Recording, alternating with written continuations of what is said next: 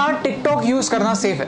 कुछ ही दिनों पहले TikTok crossed 1 billion downloads world wide. इसका मतलब है कि 1/7 of the world population is using TikTok. इस ऐप पर किस टाइप का कंटेंट होता है, वो क्या सोशल मैसेज देता है, वो अच्छा है या नहीं, ये सब बात की बात है। Right now I want to share with you something very dangerous that I discovered about TikTok. You think that I am making sense? इस वीडियो को शेयर जरूर कीजिए क्योंकि इस वीडियो से किसी ना किसी को हेल्प हो सकती है। आज एक्चुअली मैं बहुत एडवेंचरस फील कर रहा था तो मैंने टिकटॉक डाउनलोड किया और मुझे एक काफी अजीब चीज रियलाइज हुई। यू सी, जब आप कोई वीडियो रिकॉर्ड करने की कोशिश करते हैं तब टिकटॉक आपसे आपकी कैमरा की, ऑडियो रिकॉर्ड करने की और SD कार्ड एक्सेस करने की परमिशन मांगता है। ये सारे परमिशंस मांगना बहुत सारे ऐप्स में कॉमन होता है, लेकिन प्रॉब्लम उस चीज की है जिसकी परमिशन टिकटॉक आपसे मांगता नहीं है लेकिन फिर भी डेटा आपसे चुराता है। That's your location.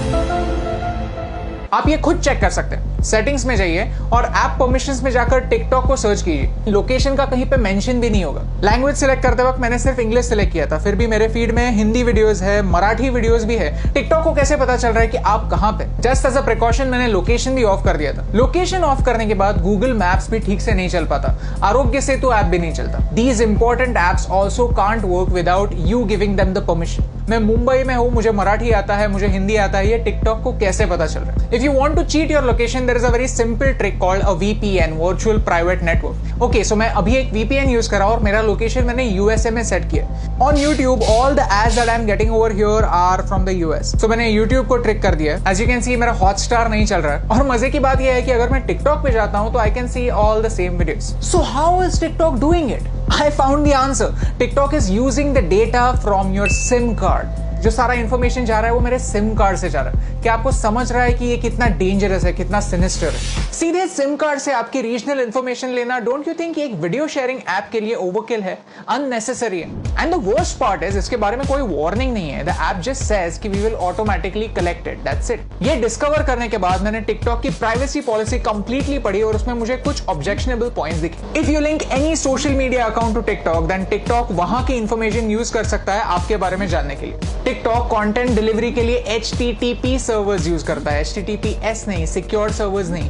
तो ये सर्वर्स हैक हो सकता है। इस वीडियो में किसी ने डेमोन्स्ट्रेट किया है कि कैसे ऑफिशियल अकाउंट से एक गलत मैसेज फॉरवर्ड हो सकता है। आपका अकाउंट डिलीट होने के बाद भी टिकटॉक जब तक चाहे आपका डेटा उनके सर्वर्स में रख सकता है। और मेरा टिकटॉक के साथ सबसे बड़ा प्रॉब्लम है आर्टिफिशियल इंटेलिजेंस। कि ByteDance जो टिकटॉक की पेरेंट कंपनी है वो एक आर्टिफिशियल इंटेलिजेंस कंपनी है। उनका प्रोडक्ट कंटेंट क्रिएशन का प्लेटफॉर्म नहीं है, उनका प्रोडक्ट है algorithm. You see, China wants to be a superpower in AI by 2030. Computer की भाषा क्या होती है? Zeros and ones, binary. और वही टिकटॉक आपको करने के लिए बोलता है। Whenever you are watching a video on TikTok, you are taking a survey. You are feeding information to the computer, telling them what you like, what you don't like, what you agree with, and what you don't agree with. And all of this information is going to China. आपको क्या लगता है? क्या ये सही हो रहा है? Tell me in the comments below. In social media, artificial intelligence changes the game completely.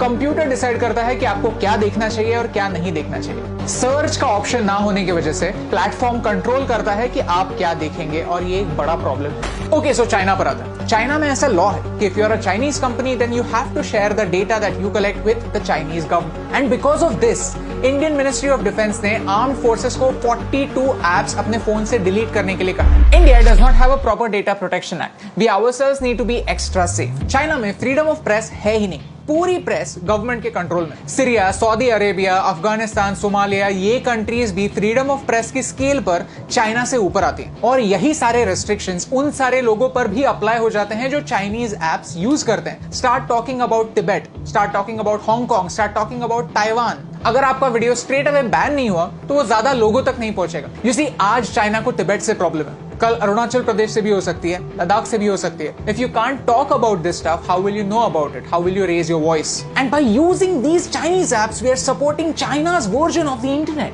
Privacy on the internet is a myth. हम जब भी कोई सर्विस फ्री में यूज करते हैं तो हम उनके प्रोडक्ट होते हैं, हमारा डेटा हमारी करेंसी होता है। शुड यू डिलीट टिकटॉक और any other app for that matter? ये बताने वाला मैं कोई नहीं होता। But you can definitely take some precautions.